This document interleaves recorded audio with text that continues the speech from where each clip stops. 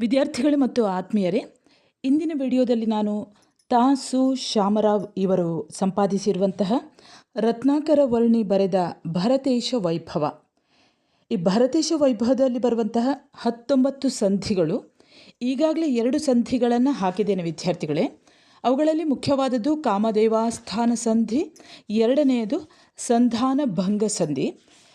ನೀವು ನನ್ನ ಚಾನೆಲ್ಗೆ ಇನ್ನೂ ಕೂಡ ಸಬ್ಸ್ಕ್ರೈಬ್ ಮಾಡಿರದಿದ್ದರೆ ಮೊದಲು ಸಬ್ಸ್ಕ್ರೈಬ್ ಮಾಡಿಕೊಳ್ಳಿ. ಇವತ್ತಿನ ವಿಡಿಯೋದಲ್ಲಿ ನಾವೀಗ ಕಟಕ ವಿನೋದ ಸಂಧಿಯನ್ನು ನೋಡೋಣ.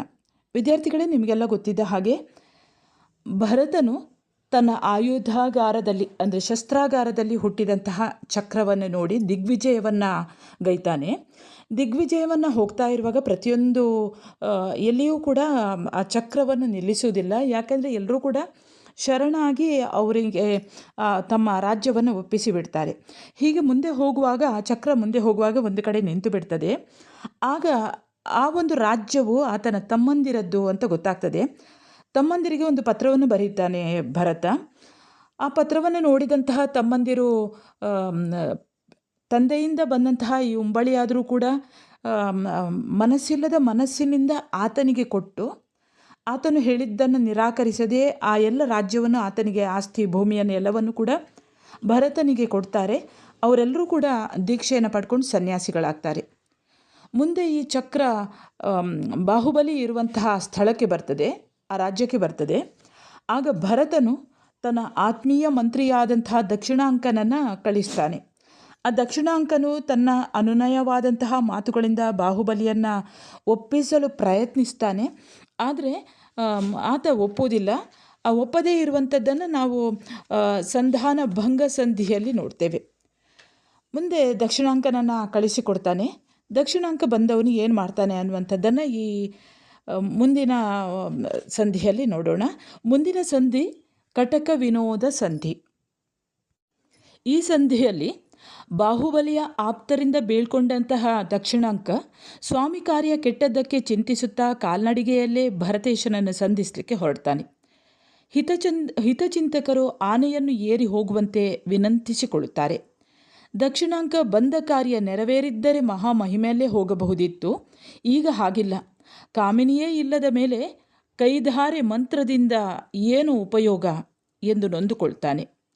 ಮರುದಿನ ಚಕ್ರೇಶನು ಓಲಗ ಶಾಲೆಯಲ್ಲಿ ಇರಲು ದಕ್ಷಿಣಾಂಕನು ಒಡವೆಯನ್ನು ಕಳೆದುಕೊಂಡ ಮಗ ನಾಚಿಕೆಯಿಂದ ತಂದೆಯನ್ನು ಕಾಣಲು ಬಂದಂತೆ ಬಂದು ಚಕ್ರೇಶನನ್ನು ಭೇಟಿಯಾಗ್ತಾನೆ.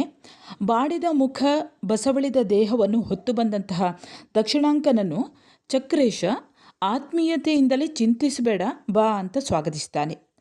ಭರತೇಶನ ಪ್ರೀತಿಯ ನಡವಳಿಕೆ ಕಂಡು ಮುಜುಗರ ದಕ್ಷಿಣಾಂಕನಿಗೆ. ನನಗಿಂತ ಬೇರೆ ಯಾರನ್ನಾದರೂ ಕಳುಹಿಸಿದ್ದರೆ ಕಾರ್ಯ ಹದಗೆಡುತ್ತಿರಲಿಲ್ಲ ಎಂಬ ಕನವರಿಕೆ ದಕ್ಷಿಣಾಂಕನಿಗೆ. ಅದನ್ನು ಒಡೆಯನಲ್ಲಿ ವಿಜ್ಞಾಪಿಸಿಕೊಳ್ತಾನೆ. ಆತನ ಒತ್ತಾಯದ ಮೇರೆಗೆ ದಕ್ಷಿಣಾಂಕ ಬಾಹುಬಲಿ ಭರತನನ್ನು ಅಯೋಧ್ಯೆಗೆ ಹೋಗುವಂತೆ ಹೇಳಿದ್ದನ್ನು, ಅಣ್ಣನೊಡನೆ ಯುದ್ಧ ಮಾಡುವ ಇಚ್ಛೆಯನ್ನು ವ್ಯಕ್ತಪಡಿಸಿದ್ದನ್ನು ತಿಳಿಸುತ್ತಾನೆ. ಮಾತ್ರವಲ್ಲ, ತಾನು ಬಾಹುಬಲಿಯೊಡನೆ ಎಲ್ಲರೂ ಮೆಚ್ಚುವಂತೆ ಭಕ್ತಿಯಿಂದಲೇ ವ್ಯವಹರಿಸಿದೆನು, ಆದರೂ ನಾನು ಮಾಡಿದ ಪಾಪದ ಫಲ ಅಂತ ವಿವರಿಸ್ತಾನೆ. ವಸ್ತು ವಿವರವನ್ನು ತಿಳಿದ ಭರತೇಶನು ಪುಷ್ಪ ಬಾಣವನ್ನು ಮುಂದಿಟ್ಟು ಬಹಿರಾತ್ಮರನ್ನು ಬಾಧೆಗೊಳಪಡಿಸಿದ ಸೊಕ್ಕನ್ನು ಸಹಜಾತ್ಮ ರಸಿಕನಾದ ನನ್ನ ಮೇಲೆ ತೋರಿಸಲು ಸಾಧ್ಯವೇ? ಏಕೆಂದರೆ ನಾನು ಮನಸ್ಸು ಮಾಡಿದ್ದರೆ ಪುಷ್ಪ ಬಾಣಗಳನ್ನು ಧ್ವಂಸ ಮಾಡುವೆನು, ಖಡ್ಗವಿಡಿದು ಬಂದಲ್ಲಿ ಖಡ್ಗದಿಂದಲೇ ನೂಕುವೆನು, ದೃಷ್ಟಿಸಿದರೆ ಹೋಗೆಂದು ಹೋಗದಿದ್ದಲ್ಲಿ ದೂಡುವೆನು, ಅದಕ್ಕೂ ಮೀರಿ ಬಂದಲ್ಲಿ ಹೆಡೆಮೂರಿ ಕಟ್ಟಿ ಪಲ್ಲಕ್ಕಿಯಲ್ಲಿ ಇಟ್ಟು ಚಿಕ್ಕಮ್ಮನ ಬಳಿಗೆ ಅಟ್ಟುವೆನು. ನಾನು ಮುನಿದರೆ ಚೆಂಡಿನಂತೆ ಎತ್ತಿ ಅವನನ್ನು ಸಾಗರಕ್ಕೆ ಎಸೆಯುವೆನು. ಆದರೆ ಜನ ಏನೆಂದಾರು? ತಮ್ಮನ ಮೇಲೆ ತನ್ನ ಶಕ್ತಿಯನ್ನು ಪ್ರದರ್ಶನ ಮಾಡುವುದನ್ನು ಭೂದೇವಿಯು ಮೆಚ್ಚುವುದಿಲ್ಲ. ಎಷ್ಟಾದರೂ ನಾನು ಹಿರಿಯನು, ಉಪಾಯದಿಂದಲೇ ಅವನನ್ನು ಬಗ್ಗು ಬಡಿಯುತ್ತೇನೆ ಎಂದು ದಕ್ಷಿಣಾಂಕನನ್ನು ಸಮಾಧಾನಪಡಿಸ್ತಾನೆ. ಜೊತೆಗೆ ಉಡುಗೊರೆಯನ್ನು ಕೊಟ್ಟು ಮೈದಡವಿ ಆತನ ಮನಕ್ಲೇಶವನ್ನು ನಿವಾರಿಸ್ತಾನೆ. ಅದೇ ವೇಳೆಗೆ ಮದನನಿಗೆ ಗರ್ವ ಮತ್ತೇರಿದೆ ಎಂಬಂತೆ ರವಿಯು ಪಶ್ಚಿಮಕ್ಕೆ ಜಾರಿದನು. ರಾತ್ರಿಯಾಯಿತು. ಶಯಗೃಹದಲ್ಲಿ ಮಲಗಿದ್ದ ಭರತೇಶನ ಕಿವಿಗೆ ಸೈನಿಕರ ಮಾತುಗಳು ಬಿದ್ದವು. ಹನಿಗೂಡಿದರೆ ಹಳ್ಳ, ನಾರು ಒಟ್ಟುಗೂಡಿದರೆ ಹಗ್ಗವಾಗುತ್ತದೆ. ಹಾಗೆ ನಾವೆಲ್ಲ ಇರುವುದರಿಂದಲೇ ಆತ ಚಕ್ರಿ ಎನಿಸಿದ್ದಾನೆ. ಶ್ರೇಷ್ಠವಾದ ಸೇನೆಯ ಹೊರತಾಗಿ ಅವನು ಸಾಮಾನ್ಯ ಮನುಷ್ಯನೇ ಎಂಬ ಅವರ ಮಾತಿನಿಂದ ಮೈದುನರು ಖೇಚರರು ಹಿಂದೆ ಆಡಿದ್ದ ಮಾತುಗಳನ್ನು ನೆನೆದು ಭರತೇಶನು ತನ್ನ ಶಕ್ತಿಯನ್ನು ಪ್ರಕಟಪಡಿಸುವ ನಿರ್ಧಾರಕ್ಕೆ ಬಂದನು. ಠೇವಿಯಿಂದ ಓಲಗ ಶಾಲೆಗೆ ಭರತೇಶನು ಬಂದಾಗ ಸಭಾಮಂಟಪ ತುಂಬಿತ್ತು. ಮೊಗವನ್ನು ಚಿಕ್ಕದು ಮಾಡಿಕೊಂಡು ನೋವಿನಿಂದಲೇ ಸಿಂಹಾಸನವನ್ನು ಏರಿದ ಚಕ್ರೇಶನನ್ನು ಕಂಡು ಮಂತ್ರಿ ಆತಂಕ ವ್ಯಕ್ತಪಡಿಸುತ್ತಾನೆ.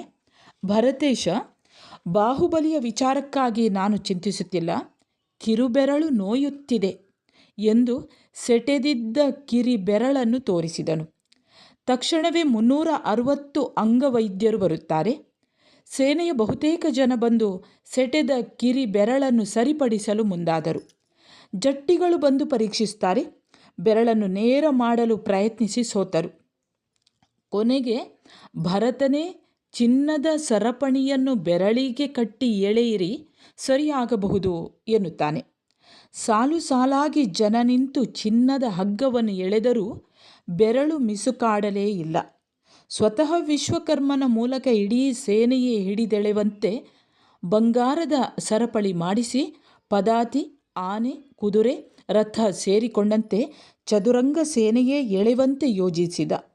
ಸೇನೆಯೆಲ್ಲ ಜಗ್ಗಾಡಿತೇ ಹೊರತು ಬೆರಳು ನೇರವಾಗಲಿಲ್ಲ. ಆಗ ಭರತ ಕ್ಷಣಕಾಲ ತನ್ನ ಬೆರಳನ್ನು ಸರಿ ಮಾಡಿ ಸರಪಣಿಯನ್ನು ಕೈಬಿಟ್ಟದ್ದೇ ತಡ. ಇಡೀ ಚದುರಂಗ ಸೇನೆಯೇ ಮುಗ್ಗರಿಸಿ ಬಿದ್ದಿತ್ತು. ಮತ್ತೆ ಸರಪಣಿಯನ್ನು ಗಟ್ಟಿಯಾಗಿ ಹಿಡಿದಿಟ್ಟುಕೊಳ್ಳುವಂತೆ ಭರತ ಪ್ರಚೋದಿಸಿದ.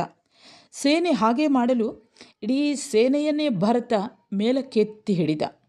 ಇದರಿಂದಾಗಿ ಸೇನೆ 48 ಗಾವುದ ದೂರಕ್ಕೆ ಚಿಮ್ಮಿತು. ಸಣ್ಣ ಕಿರುಬೆರಳಿಗೆ ಇಷ್ಟು ಶಕ್ತಿ ಇರುವಾಗ ಇವನ ಹೆಬ್ಬೆಟ್ಟಿನ ಶಕ್ತಿ ಎಷ್ಟಿರಬೇಕು? ಇನ್ನು ಮುಷ್ಟಿ ಊಹಿಸಿಕೊಳ್ಳಲೂ ಸಾಧ್ಯವಿಲ್ಲ. ಚಕ್ರೇಶ ಪರ್ವತವನ್ನೇ ಆಣೆಕಲ್ಲಾಡಬಲ್ಲ ಎಂಬುದು ಜನರಿಗೆ ಈ ಪ್ರಸಂಗದಿಂದ ಅನುಭವಕ್ಕೆ ಬಂದಿತು. ದೊರೆಯ ನಸುನಗುವನ್ನು ಕಂಡ ಮಿತ್ರರಿಗೆ ಇದು ಹುಸಿರೋಗ ಎಂದು ಅರ್ಥವಾಗಿ, ನೀನೇ ನಿನ್ನ ಬೆರಳನ್ನು ಸರಿಪಡಿಸುವುದು ಎಂದರು. ಭರತ ಹಂಸನಾಥಾಯ ಸ್ವಾಹ ಎನ್ನಲು ಬೆರಳು ಸರಿಹೋಯಿತು. ಸಾಂಪ್ರದಾಯಿಕವಾಗಿ ದೇವತೆಗಳು ಹೂಮಳೆಗರೆದರು. ದೇವದುಂದುಭಿ ಮೊಳಗಿತು. ದೇವಕನ್ನಿಕೆಯರು ನರ್ತಿಸಿದರು. ಭರತ ರಾಜನ ಪುಣ್ಯಕ್ಕೆ ಎಣೆಯುಂಟೆ? ಮಂತ್ರಿ ಸರಸಾರ್ಥಕ್ಕೆ ಕಾರಣವನ್ನು ಕೇಳಲು ಭರತ ಹಿಂದಣ ರಾತ್ರಿ ಕೇಳಿದ್ದ ಮಾತನ್ನು ಪುನರುಚ್ಚರಿಸಿದ. ತಮ್ಮಿಂದಾದ ಪ್ರಮಾದಕ್ಕೆ ಹೆದರಿ ಅಂತಹ ಮಾತುಗಳನ್ನು ಆಡಿದ ಖಚರರು ಭರತನಲ್ಲಿ ಕ್ಷಮೆಯಾಚಿಸಿದರು. ಭರತನು ಅವರನ್ನು ಮನ್ನಿಸಿದನು ಮಾತ್ರವಲ್ಲ, ಚಿನ್ನದ ಸರಪಣಿಯನ್ನು ತುಂಡು ತುಂಡು ಮಾಡಿ ಸೈನ್ಯಕ್ಕೆಲ್ಲ ಹಂಚಿದನು. ಇತ್ತ ರಾಜಮಂದಿರವನ್ನು ಪ್ರವೇಶಿಸಿದ ಭರತೇಶನನ್ನು ರಾಣಿಯರು ಪ್ರೀತಿಯಿಂದ ಗೆಲುವಿನ ಆರತಿ ಎತ್ತಿ ಸ್ವಾಗತಿಸಿದರು. ದೃಷ್ಟಿ ತೆಗೆದರು. ಪತಿಯ ಪಾದಕ್ಕೆ ಎರಗಿದರು. ಭರತೇಶನಾದರೂ ಮಡದಿಯರನ್ನೆಲ್ಲ ಹಿಂದಕ್ಕಿಟ್ಟು ತಾಯಿಯ ಪಾದಗಳಿಗೆ ನಮಸ್ಕರಿಸಿದನು. ಮಾಯದ ರೋಗ ಬಂದಿತೆ ನನ್ನ ಮಗನಿಗೆ, ಮಾಯದ ರೋಗ ನಿನಗೆ ಬರಬಾರದು, ನಿನ್ನ ನೆನೆದವರಿಗೂ ಬರಬಾರದು ಎಂದು ಆ ತಾಯಿ ಮಗನನ್ನು ಹರಸಿದಳು. ಮುತ್ತಿನ ಅಕ್ಷತೆ ಇಟ್ಟಳು. ಮಗನ ಆ ವಿನೋದಕ್ಕೆ ಮೆಚ್ಚುಗೆ ಸೂಚಿಸಿದಳು. ಸರಿ ವಿದ್ಯಾರ್ಥಿಗಳೇ, ಇಲ್ಲಿಗೆ ಕಟಕ ವಿನೋದ ಸಂಧಿ ಮುಕ್ತಾಯವಾಗ್ತದೆ. ಮುಂದಿನ ವಿಡಿಯೋದಲ್ಲಿ ನಾನು